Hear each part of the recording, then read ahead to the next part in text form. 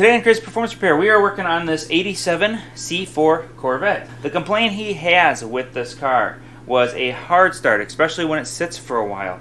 Now, I did find one small problem, and it was a vacuum leak, and I'll go ahead and get into that in a little bit. However, you can see I have a lab scope out here, and I started digging into this problem on this thing, which I will explain in a second, but the fuel pump is now of concern, and let's go ahead and dive into what's going on with this thing. So this vacuum line right here, it's a plastic line. Now, it goes around to the other side of the throttle body here. I don't remember or recall what the factory C4 system looks like, but I know it obviously doesn't have this hose here. This vacuum line was actually unplugged and had come out of the weird fitting that they had there. I ended up putting this hose in place of the fitting. They had one of those 90s in here, but it obviously didn't fit right because it was coming apart. That was out of there, and I thought, oh, perfect, I found the hard start. It still started a little bit harder than it should. So I decided, let's go ahead, let's dig into some fuel pressure things, and that's why I hooked the fuel pressure gauge up. So originally, when I hooked the fuel pressure gauge up to it, I was going for like a drop down to nothing when you go to start it in the morning, kind of a thing to see if it just didn't have any fuel pressure, and that's why it was not starting very easily. Well, it did hold some fuel pressure. I mean, it only had like 10 pounds, but that should be more than plenty to fire up a car.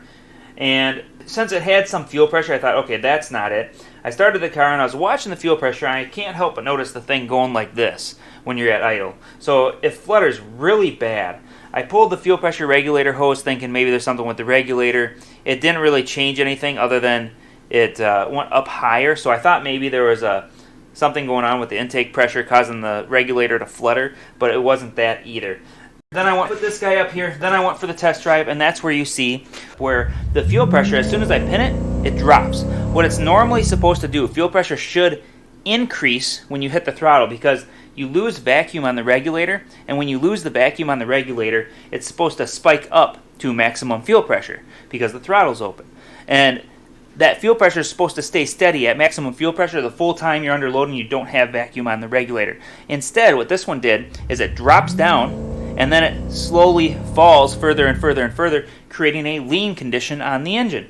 Now, because this motor has been hopped up, I only did a very short little pull because I realized it right away. In fact, I actually noticed a little bit of tone in the sound of the motor where it sounded lean at one point when I was doing my testing. And when I heard that, I'm like, okay, I can't run it very much. And I started paying closer attention to the fuel pressure gauge, and I seen what I did, and I thought, that's not good. So I have to fix what that issue is.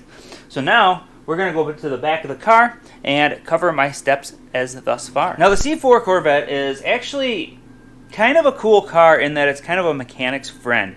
It's fairly easy to work on. Obviously, you can see how the hood opens up. It gives you a lot more access to the engine because the hood is a huge chunk of the car. So it makes it easy for you to access things in the engine bay, which is kind of nice, unlike the C5s and C6s, which are much more difficult to work on. C6 especially. Now, one really cool thing about this car is the fuel pump access. So obviously, this is your fuel door where you fill up the car from, right? So you flip this guy up, and then you have 4 little screws, all 4 screws. You take those out, this thing comes off, and then this little rubber dealie sitting down inside there, you pull that off, and you can actually literally change the fuel pump. I mean, this fuel pump is probably the easiest fuel pump to change. So my initial thought with the fuel pressure drop factor was a fuel filter causing an issue.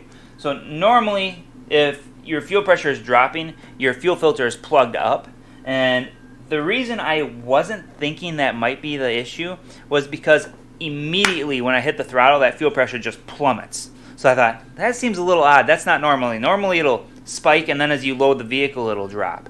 It doesn't even do that. It literally just plummets, right? So I had my suspicions as to that being it because the car still felt like it was accelerating okay. And usually if you have a fuel filter that's so plugged that it doesn't even spike, you won't get any acceleration. You'll just get lean popping. It won't run worth a crap. This one's in the area where it's dangerous in that it leans it out enough that it could burn down the motor. So what I needed to do was get back here and break out the good old lab scope to do a little diagnostic on this fuel pump. Now you can see they have a nice handy connector right here, easily accessed. You have your powers and grounds for the wires, right here, and then of course your sending unit is this purple wire here, the center wire.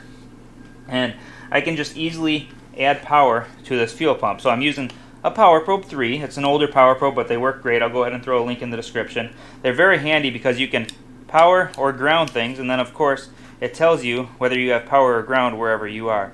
Now, it's going to be grounded because it's going through the motor and I have the ground wire hooked up, but if I power this, it actually powers the fuel pump. So I'm doing that so that I don't have to worry about turning the key on. I don't have to worry about the regulator changing things because the vehicle is running. It's a nice steady state position right now. It's going to give me a static fuel pressure that's not going to flutter all crazy. And this is the fuel pressure feed hose. So what I'm going to do is I'm going to go ahead and grab this little pinching pliers. I can squeeze the hose down, and theoretically it should put resistance on the pump. Now, when I first took a reading of this pump, the first thing I noticed was the lack of draw that it has. So I'll go ahead and fire it up here. You can see it's drawing 3.42 amps. Normally, a fuel pump in a regular car draws anywhere between 7 and 10 amps. So it's right off the bat, it threw me a red flag because it's only drawn 3.5 amps. So there's a couple things that could be going on. Either there's a blown pressure hose inside here that's letting a bunch of fuel pressure leak out, and that's also why it would be fluttering. So that's my most ideal situation, what I think is a good possibility. Or the fuel pump vanes that are inside there have broken off the shaft of the pump, and the pump is spinning because it's got some friction, but not enough. Like there's a crack in it or something, and so it's not able to quite turn fast enough. Now, the reason I know for fact that there's a fuel pump issue rather than a filter issue is because when I pinch this line, this will not change. So I'll go ahead and we'll show you how that works right now, because this is actually a live reading. So see the fuel pump fires up. Then I'll go ahead and squeeze this line. Fuel pressure or fuel amperage of the current draw did not increase. So that tells me that there's something going on inside this sending unit that's allowing the fuel to just either escape or the pump is broken physically or mechanically, I mean. Now, lucky for me, this is an easy fuel pump to pull. So I'm going to go ahead and just pull the pump out, because why not, right? So I'm going to bring you guys right back. Now, this is a pretty easy project to do on these cars, but I am going to grab a few more of these mats and protect the paint, because this car actually has really nice paint for the year.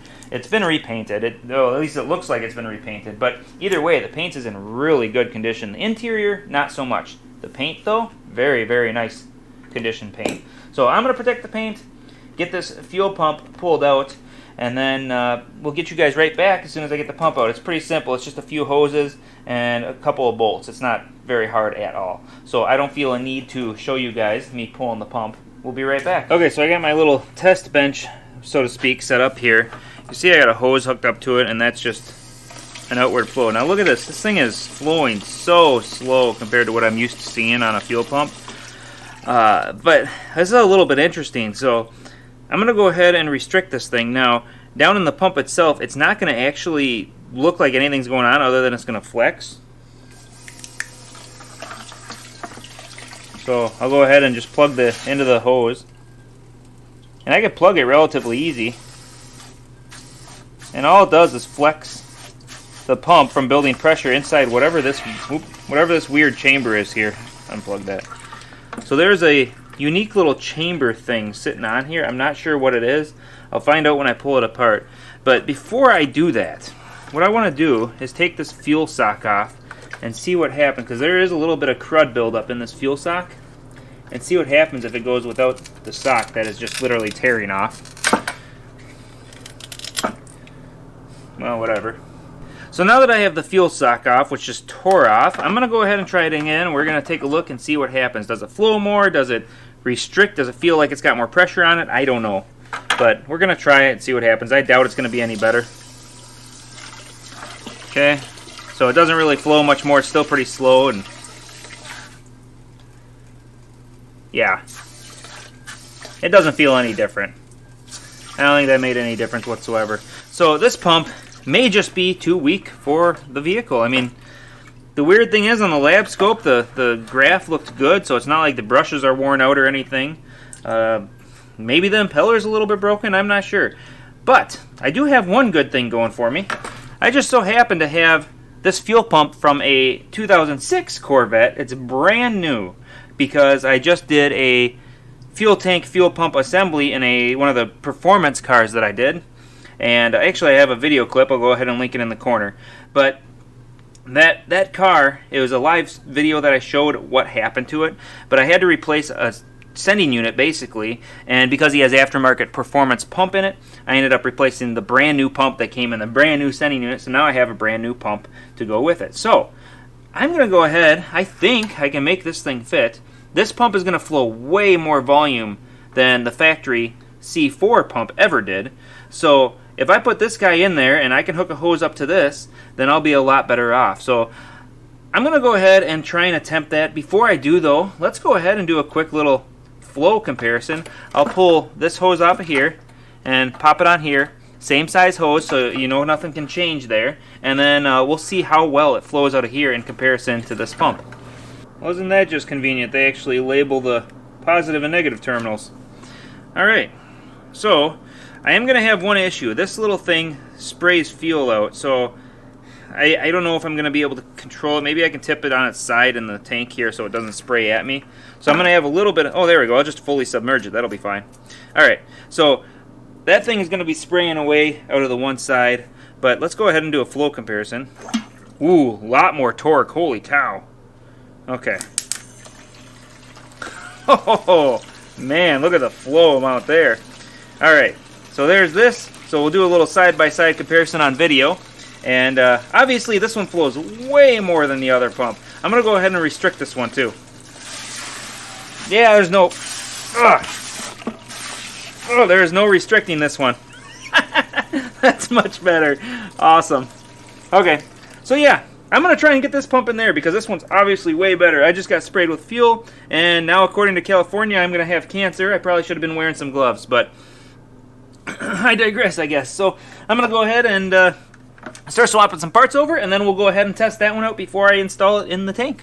So here is that stock C6 Corvette pump, and you can see I have taken and soldered the end of this thing, and then I have this guy here. This has water on it, and the reason that has water on it is because I was trying to keep from melting the plastic here. So I use my very high output soldering iron. I have a butane soldering iron that has a lot of power. I can really solder some things.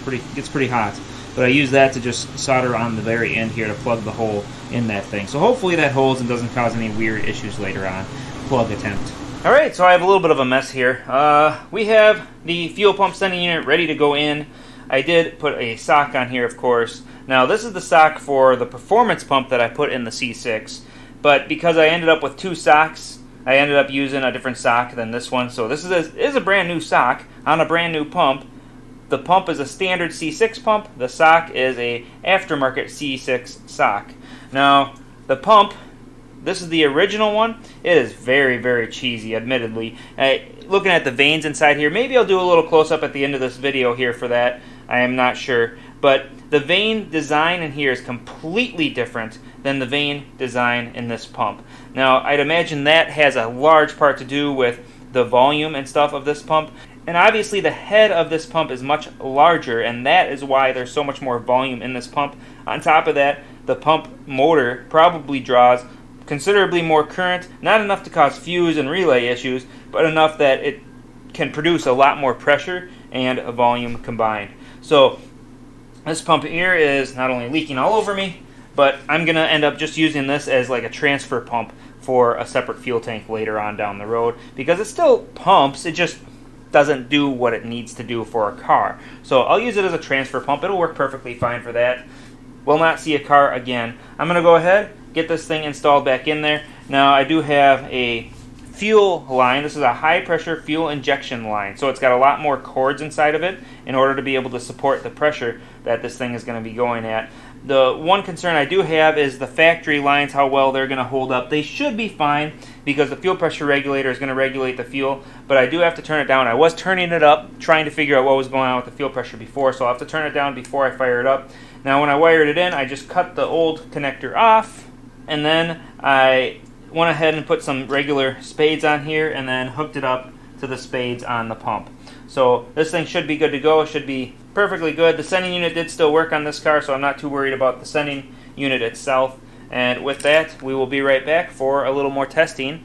And I'm not sure if I'm even going to hook up the lab scope. I'll probably just go straight to the pressure gauge and see what it does. Alright, I'm ready to go on my test drive. I have The fuel door is still sitting off of the car because just in case, I'm a little skeptical of the fuel pump where I have the hose going up to the sending unit. The sending unit has a no nipple situation on the metal deal, so the hose is just kind of sitting there against it, and it should be fine, I think. So I'm going to go drive it, hit some bumps, make sure that I shake it around really good in the tank, and hopefully nothing happens. If something does, hopefully it'll happen for me, not for the customer. You can see I have the fuel gauge strapped on the windshield, and we're going to go for a drive and see how the fuel system responds. I'm also taking a wrench with me so that I can adjust the fuel pressure on the fly. Just pull over and give it a little adjustment, because I think now the car's tune is a little bit on the rich side, since it probably never had adequate fuel pressure to begin with. So that's what we're going to go ahead and do here in just a minute.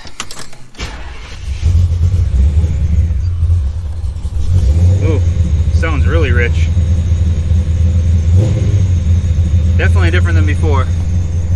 So here is fuel pressure gauge. See, it actually goes up now. So it actually goes up now like it's supposed to. So I'll probably end up having to use my phone to record that like I did the last time because of the light situation. I didn't have enough light for this camera. It didn't seem like it wanted to focus on everything else. So I'm gonna go ahead and give you guys a shot of that in just a second. I didn't even make it 2 blocks and I already can tell there's a huge difference in fuel pressure. Just massive, massive difference. See if I can give you guys a glimpse on this camera quick.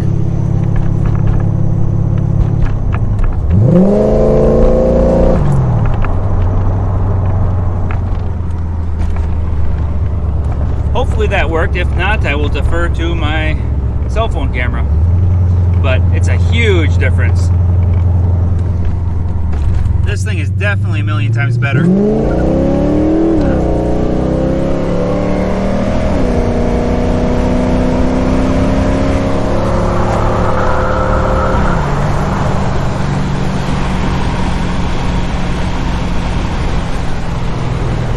Yeah, much better. It might be a little bit rich, so I'm going to look into a little things. Maybe I'll do some spark plug pulling, things like that. Fine-tune this thing based off of fuel pressure, but other than that, I think the problem is solved. So I'm going to drive around a little bit, and then we'll be back. Well, I got the fuel all adjusted on that Corvette. Just played around with the regulator a little. I didn't have to mess with it too much, and it cleaned up pretty nice. It was working really well. I do have 2 fuel pumps here. This is a C6 fuel pump. This is the C4 fuel pump. This guy here is a aftermarket C6 fuel pump. So it is a higher flow than the factory C6 fuel pump. However, it looks identical as far as the vanes and whatnot go. And I told you I would show you the vanes potentially at the end of this video. So that's what I'm going to do right now. You can actually see it. Now, the weird thing about this is when you look at the size of these openings, this thing has a huge mouth on it. This thing's got this piddly little hole. I found that interesting just because obviously this pump flows way more, yet it's got a teeny little hole. So that kind of made me go, well, that's odd, but okay, whatever. This thing flows way more fuel for a very obvious reason when you actually look at the vanes inside of it. So here is the C4 Corvette pump. Now, you can see it's got a much larger opening, and the vanes are a straight cut, basically like a really crude fan for, I don't know, maybe like a squirrel cage fan. A very, very crude one though. They're basically just straight paddles. Now the C6 pump, the vanes are a curved dual vane thing, and they're obviously set up a lot better. And the hole going in this pump is a lot smaller, but because of the design of the vanes in the pump and the fact that this is a larger diameter, means that the pump vanes are further out, which is going to have more centrifugal force, which is going to do a better job of pumping the fuel. Now, this one is going to be centrifugal force only. This one, though, with the vanes the way they are, they got like a curve to them, so I think that they're also going to be pushing in the direction towards the pump here. So I believe that's also part of the advantage here. Now, I also notice how thick this is, so I'd be curious to take one of these apart and see if there's a really thick set or maybe 2 sets of vanes in here. I'm not sure. I'm actually still debating pulling this one apart quick, only because I got a pump-to-pump tanks out with if I need to. So maybe I'll go ahead and I'll just pull this thing apart because I want to see what the inside of this thing looks like and see if it's broken because of the fact that it didn't pump worth a crap. Alright, I took my saw to it. I have not popped it open yet, so we're going to pull it open together and see what this thing actually looks like. Obviously there's going to be a motor in here, but I just tried to get the gear head. We'll take a look at the motor just because I'm curious. So they got a deal here for directing the fuel around, which is kind of a cool concept, I guess. There's the motor. Oh, it's got brushes that sit against the face there, so it's a little more reliable brush. There are 8 windings in here, or 8 coil sections, and then 2 magnets. Basic pump, not a big deal. We'll go ahead, basic motor, I should say. Put that back in there. Let's see what the actual pump looks like, and hopefully why the thing failed. Alright, I actually had to cut the thing. I didn't think I was going to get it apart, so I popped the shell here. Let's see what it looks like. I did break one of the fins. I tried pushing through there to see if I could push it out, and it broke a fin really easy. So there's for surely a broken fin right where it's at. I have not turned it. Oh, that's interesting. I have not turned it yet, so if we see more than just a broken fin in one spot, then it might be part of the issue. Okay, so there's just one broken fin there. So there's that guy. It's an interesting pump, huh? Let's go ahead and take a look. That's the one that I broke. I honestly don't see any way that could have really failed. I do notice something weird though. So this fin that was right here, the one that I broke off, there's a gap and a gap across from each other, right? And then we have this weird, unusual gap.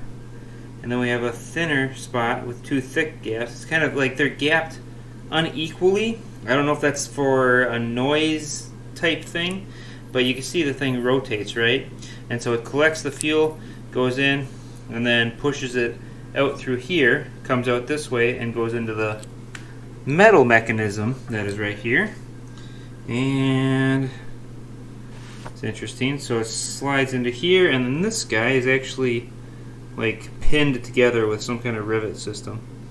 Very interesting. I don't know what this metal plate swash ordeal is for, but there it is, I guess. I don't know. Oh, it's got moving parts in it. Oh, it's got something that spins inside of it. Oh, now I kind of want to take it apart. Oh, now it's intriguing me. Son of a birch. You had to get me curious. Weird, I guess I'll just have to knock those pins out of there somehow. Alright, I gotta get this apart and show you. Okay, I got one of the pins out. The other one's kind of like broken in half in there.